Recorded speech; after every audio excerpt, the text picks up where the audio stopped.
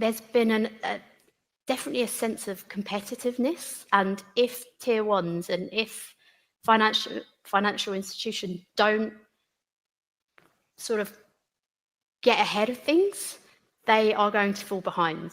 Rising on-chain volumes and a fresh list of crypto ETF filings demonstrate that genuine appetite for crypto assets is still very much intact.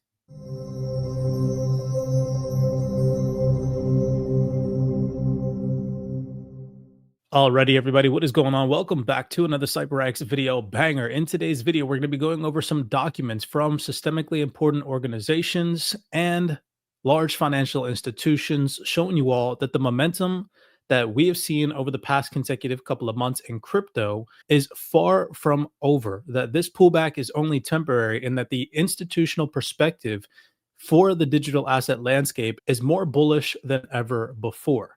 So lock in with us today. Starting off with this post, I said, I want to remind you all, clear regulations are coming. For the first time in crypto history, clear rules for institutional investors to onboard into this space will exist before year-end 2026, and likely a lot sooner than most people think. Now is not the time to be bearish on crypto. Now is the time, in my personal opinion, not financial advice, to position for a future where retail is no longer front-running institutions and the institutional floodgates have fully opened. Now, I'm not just saying this for no particular reason. If we head over to the private CYPRX Discord via the private CYPRX researchers, where you guys have access to all this different research, the researchers are constantly dropping documents on documents on documents from some of the largest organizations in the game, from some of the most systemically important banks, regulators, large consulting firms. And so I want to dive into some of those documents today, giving you guys access to some of the most sophisticated research, institutional panel discussions that go relatively unnoticed, documents, updates in the digital asset ecosystem that the mainstream never covers. You guys do not want to miss some of the insights that are shared inside our private CYPRX community. With that being said, taking a look at some of the documents recently dropped inside of the CYPRX Discord from systemically important organizations as of recent. And what I want you guys to pay attention to is the majority of these documents came out after the most recent pullback, considering that the most recent pullback started around October 6th to the 7th, when the total cryptocurrency market cap topped out at about 4.24 trillion. First, taking a look at this one. This is directly from the Financial Stability Board from October 16th. So that's about 10 days after the pullback started.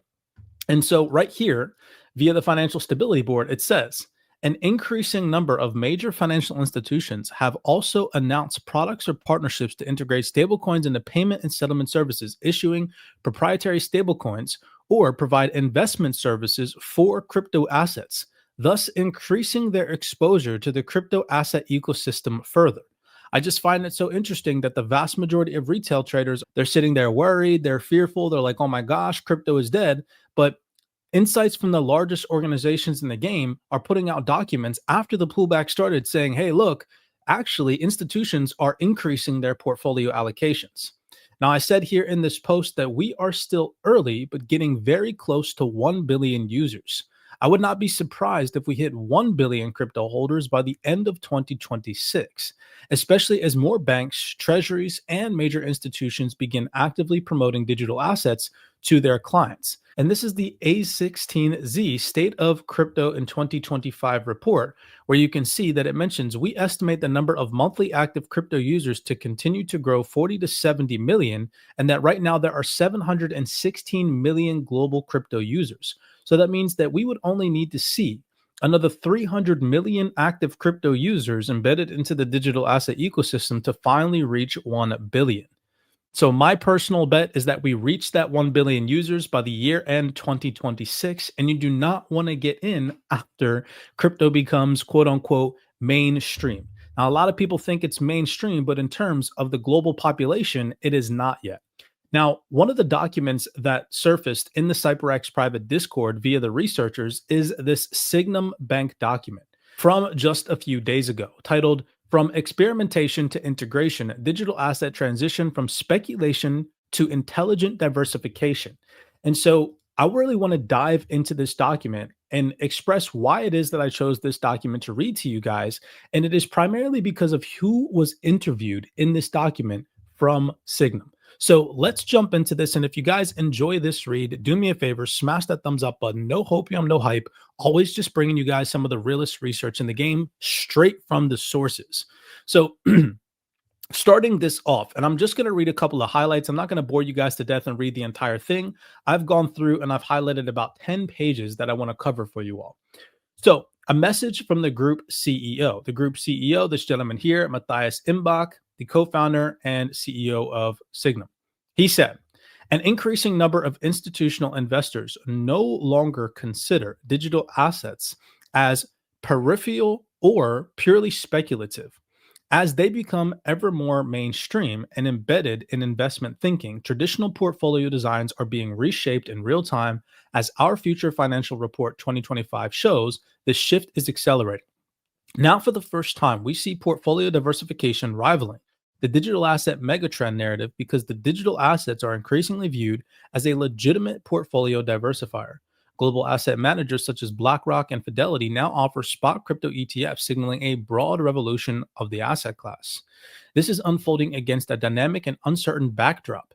Geopolitical tensions, tariff frictions, and rising fiscal pressures in the US and Europe, alongside sticky inflation, all contribute to a fragile macro environment.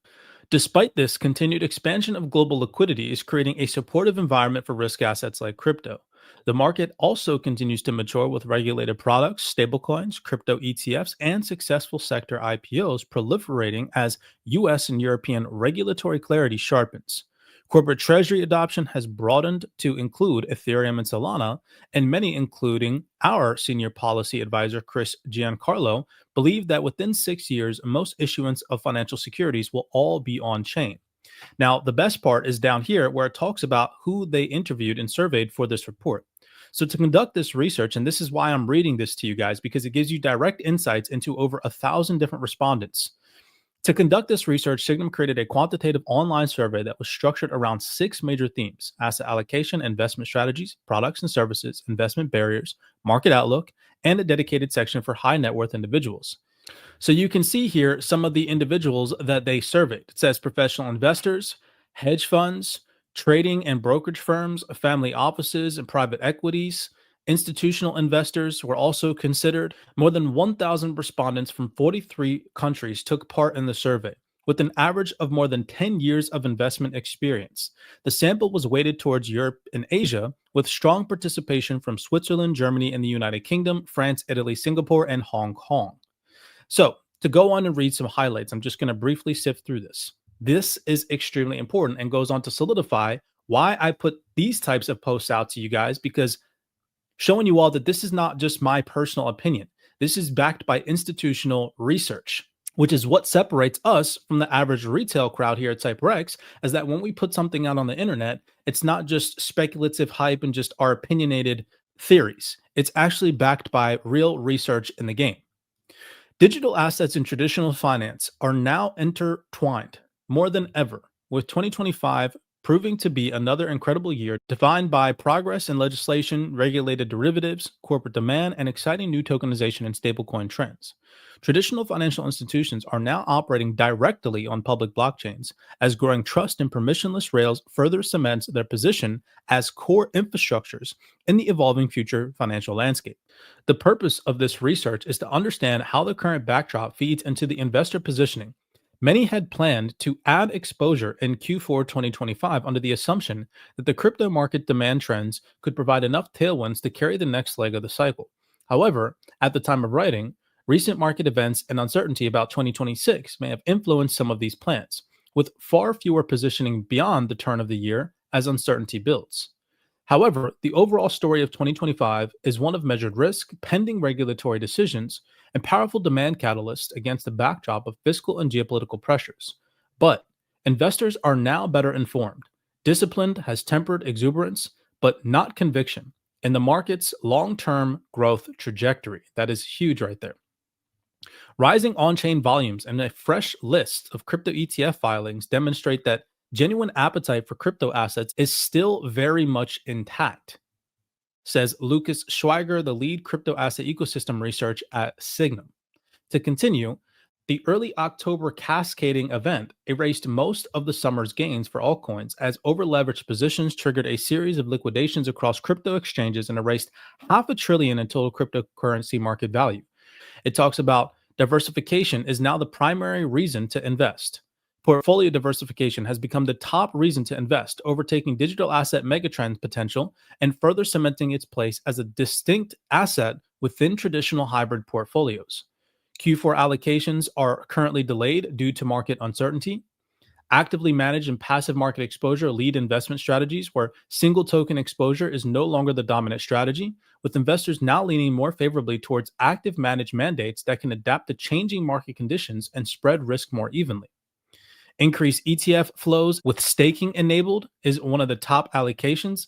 More than 150 ETF applications are pending SEC approval, and approximately 70% of the respondents said that they would allocate or increase their allocations if staking was enabled. So I find that very interesting considering some of the things that we've put out on how institutions are 110% interested in yield generation on their digital assets in previous video breakdowns. I think it's going to be massive, actually, and I'll probably go even slightly further than the other guys. I think we have now the tokenized cash version, call it what you like.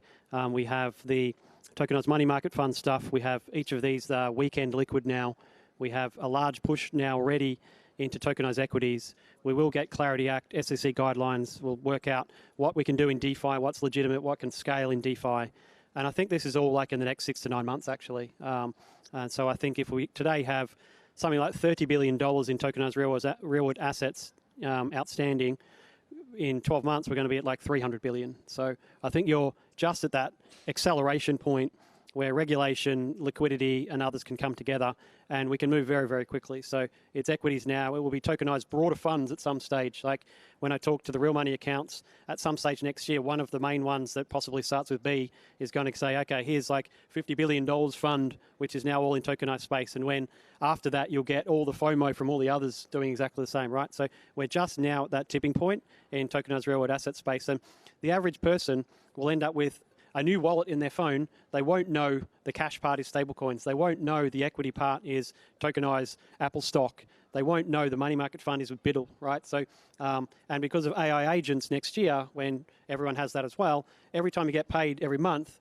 an individual will be able to be super capital efficient, right? So money comes in and goes out immediately to each of these assets, and you can get in and out of them on weekends. You can do stuff in DeFi with them to get extra leverage as well. So I think we're just there now. At this explosion. So actually for me, if 2025 has been about stablecoins, 2026 might be all about this, quite seriously. From the survey respondents, it says here, close to half of all survey respondents have more than a decade of investment experience, with nearly 1/5 active for more than 20 years. The largest cohort fall into the 5 to 10 year range, whereas only a small minority can be categorized as newcomers. The results therefore lean on seasoned professionals with deep traditional market knowledge, which will help reduce the risk of crypto-native biases among younger investors. Respondents in this survey come from a variety of traditional financial institutions. We went over all that already. As we continue to progress, it says, our research found that 72% report their organizations are open to crypto assets, a modest increase on last year's smaller sample size. Trading and brokerage firms, asset and fund managers, external asset managers, as well as multifamily offices and investment banks showed the highest level of openness, while banks presented the widest spread, ranging from strongly open to not open at all. The lowest level were concentrated in France, Italy, and Singapore, where regulators have tightened rules or adopted a more restrictive stance on the crypto market this year. Openness, nonetheless, continues to expand across all regions and organizational types.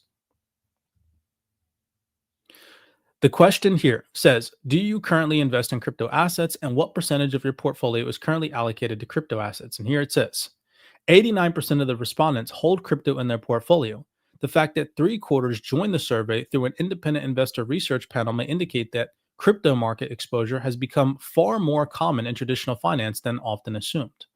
Of the 11% not invested, more than a third intend to make an allocation, while around 44% remain undecided, and only a small fraction is firmly opposed to the asset class.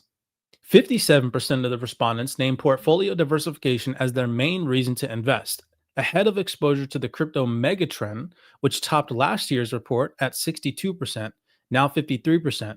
This could indicate that crypto is now being used more deliberately as a core portfolio component, with its perceived diversification benefits taking precedence over chasing pure upside potential. The long-term growth story, however, is still more important.